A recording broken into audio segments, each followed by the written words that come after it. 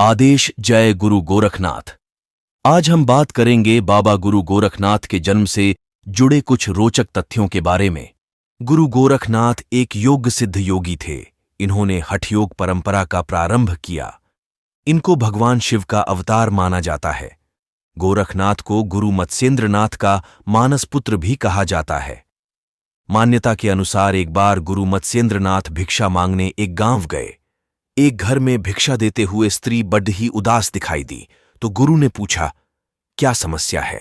स्त्री बोली, मेरी कोई संतान नहीं है।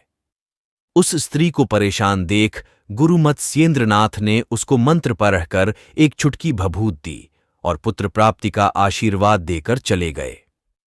लगभग 12 साल के बाद गुरु मत्स्येंद्रनाथ उसी गांव में फिर से आए और उस स्त्री के घर पहुंचे।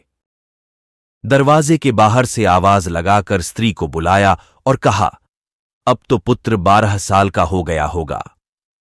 असलियत में वह स्त्री गुरु मत्स्येंद्रनाथ की सिद्धियों से अनजान थी, इसलिए उसने गुरु मत्स्येंद्रनाथ द्वारा दी भभूत को खाने की बजाय गोबर में फेंक दिया था।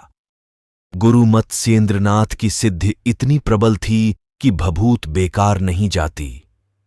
स्त्री घबरा गई और सारी बात बताई कि मैंने भभूत को गोबर में फेंक दिया था।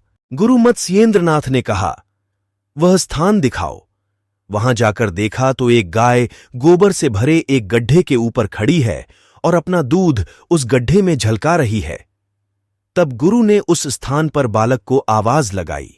गुरु मत्स्येंद्रनाथ की आवाज से उस गोबर वाली जगह से एक 12 वर्ष का सुंदर आकर्षक बालक बाहर निकला और हाथ जोड़कर गुरु मत्स्येंद्रनाथ के सामने खड़ा हो गया। इस प्रकार बाबा गोरखनाथ का जन्म स्त्री के गर्भ से नहीं, बल्कि गोबर और गो द्वारा की जाने वाली रक्षा से हुआ था। इसलिए इनका नाम गोरक्ष पड़ा। इस बालक को गुरु मत्स्येंद्रनाथ अपने साथ लेकर चले गए और आगे चलकर यही बालक गुरु गोरखनाथ बने।